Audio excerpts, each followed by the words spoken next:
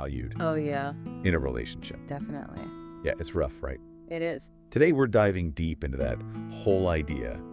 When someone just doesn't seem to value you, Right. not once, not twice, more than that. Oh. You know what I mean? Yeah, like a pattern. Exactly, a pattern. And we've got this quote to unpack from Annie Excel's Emerson. Oh, I like Edmondson. Yeah, they're insightful. You ready for this? Hit me. All right. Don't let someone show you twice that you are not valuable to them. Whoa. Give yourself some respect. Okay. Do not allow anybody to undervalue your relevance. Wow. That's, there's a lot to unpack there. There is. I mean, right off the bat, it's like, bam, pay attention. Right. It's a call to action. Absolutely. Yep. What jumps out to you first? The thing that really gets me is that word show. Like, they're not just saying it. Oh, interesting. It's deeper than words. They're showing you through their actions. Or even inaction. So, like, what?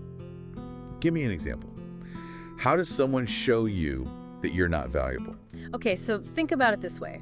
They consistently dismiss your feelings. Like you're sharing something important. And they just brush it off. Oh, yeah.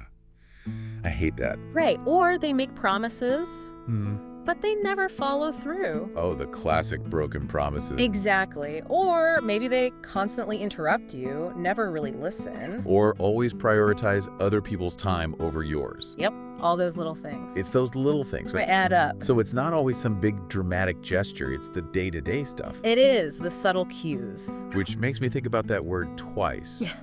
Emerson specifically says twice. Yeah. You know, everyone makes mistakes. Sure. So the first time something happens, maybe it was a misunderstanding. You give them the benefit of the doubt. Exactly. But when it happens a second time, That's when you see the pattern. pattern. It's like, okay, this isn't a fluke.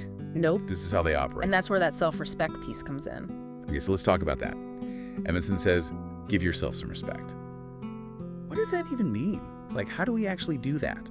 For me, self-respect starts with recognizing your own worth. Like understanding that you deserve to be treated well. Okay, so you have to believe it first. Yeah. You have to Yeah. internalize it. And then you set boundaries. Boundaries, that's a big They're one. huge. Boundaries are essential. Like sometimes self-respect means saying no. Oh, I'm terrible at saying no. A lot of people are. But it's so important. You have the right to say no to things that don't serve you, to things that make you feel, Undervalued. yeah, or disrespected, or just plain unhappy. So saying no is a way of protecting your self-worth. Totally. It's a way of saying, hey, my time and energy are valuable. Exactly. And sometimes self-respect might even mean walking away from a situation. Whoa, really? Walking away from a relationship, you mean? Sometimes, if someone consistently disregards your feelings or crosses your boundaries, even after you've communicated them clearly, Might be time to reevaluate that relationship. it might. It's not always easy. But sometimes walking away is the most respectful thing you can do for yourself. That's deep. It is. Emerson also says, do not allow anybody to undervalue your relevance. That's powerful. But how do we ensure others recognize our relevance? It goes back to those boundaries, communicating your needs clearly and surrounding yourself with people who appreciate you, who value your presence. So it's not just about setting boundaries with the people who aren't valuing us. It's also about choosing to be around people who do. Absolutely. Choose your people wisely. So we have to be proactive. Always. It's not just about reacting to bad behavior.